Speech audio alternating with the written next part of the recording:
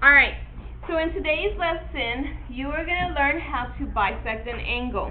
There's one new definition that we haven't discussed yet, and that is the definition of bisect. So can someone tell me with pride what the definition of bisect is?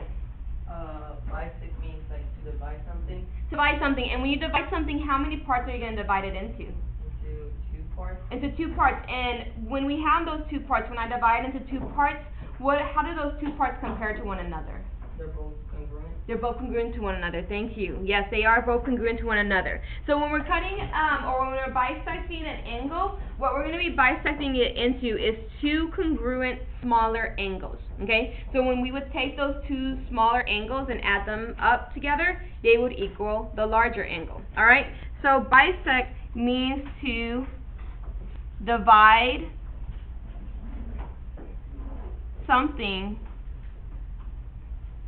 into two congruent parts.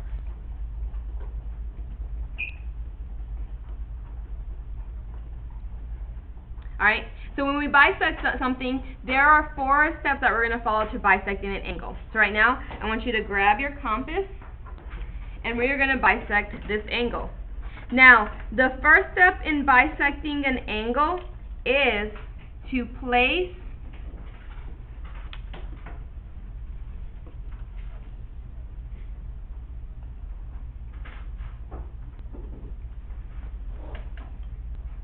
the compass point. For us, we usually don't call it the compass point, we call it the bullseye. So I'm going to write that on top. To place the bullseye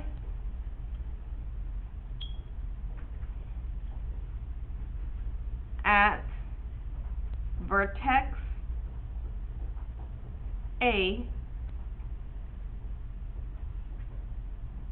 and draw an arc that intersects both rays. Okay, take a moment, copy that down. To place the compass point at vertex A and draw an arc that intersects both rays. Okay, so go ahead, grab your compass, and vertex A is right here, and you want that vertex to appear inside of your bullseye. Alright, so I'm going to slide it onto it, and there it goes. Alright, and it says once I place it there, I need to draw an arc that intersects both my rays. Alright, so just like before when we were copying an angle, I want you to pull the pencil holder a little bit past the halfway point. So I'm going to drag it down so it's halfway down the ray. Okay, and the reason for doing this is I want y'all to make an arc that's big enough. I don't want y'all to really make a small arc. So I want a big arc. In order for that to happen, we need to pull it down a little bit past the halfway point of the ray.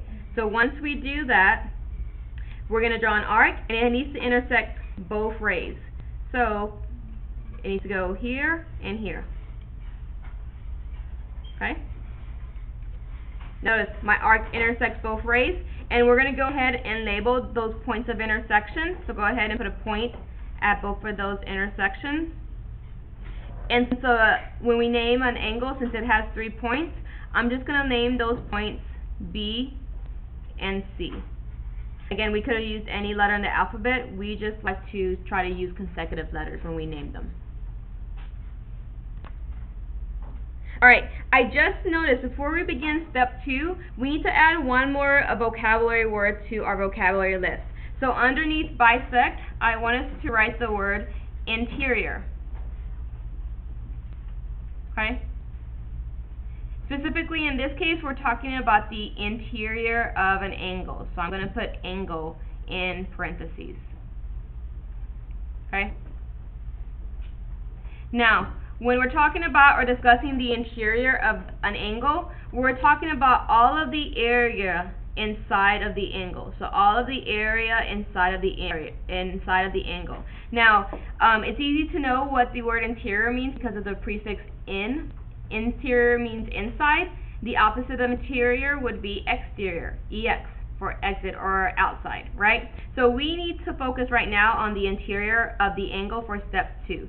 So the interior of the angle we're going to define as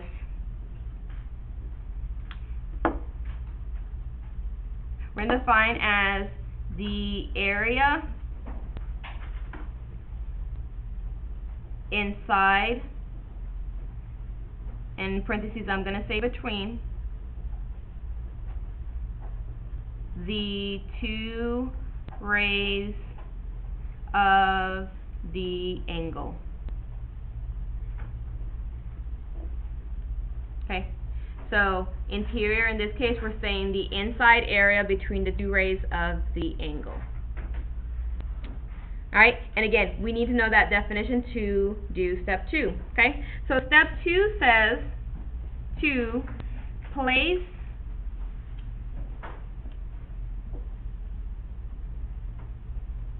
the compass point. Again, when we say compass point for us, that means the bullseye. Okay, so place the compass point at C and draw an arc in the interior of the angle.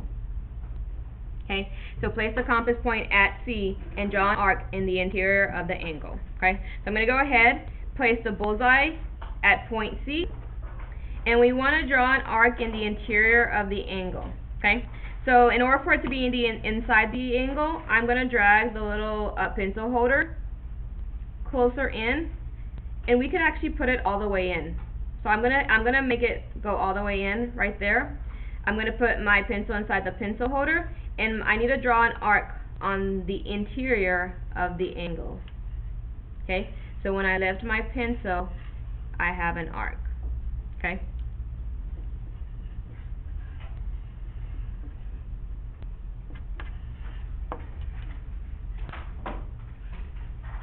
Alright, now leaving the compass at this setting, we're going to do the same thing with point B. Alright, so leaving the compass at this setting, so using the same setting,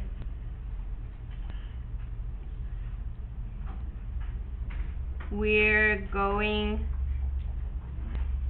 to repeat step 2,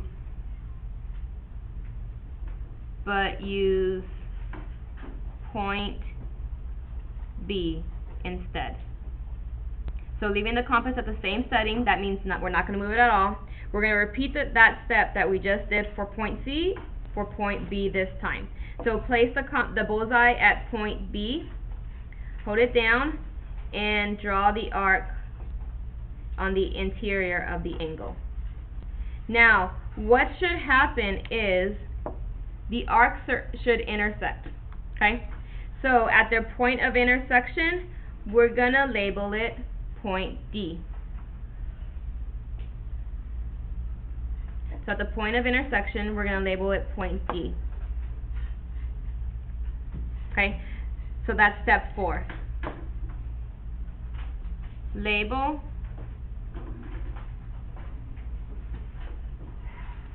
the intersection of the two arcs as point D. Okay? After we label the intersection of the two arcs point D, we're going to use a straight edge to draw a ray from A through D. Okay, so label the intersection of the two arcs as point D. We did that. Now we're going to use a straight edge, our compass in this case, to draw a ray from A through D. Okay, so go ahead, line your straight edge. Remember, when you're using your straight edge, you want to hold it down so that it doesn't flip. And I'm going to line it up with A, and it's going to go through D.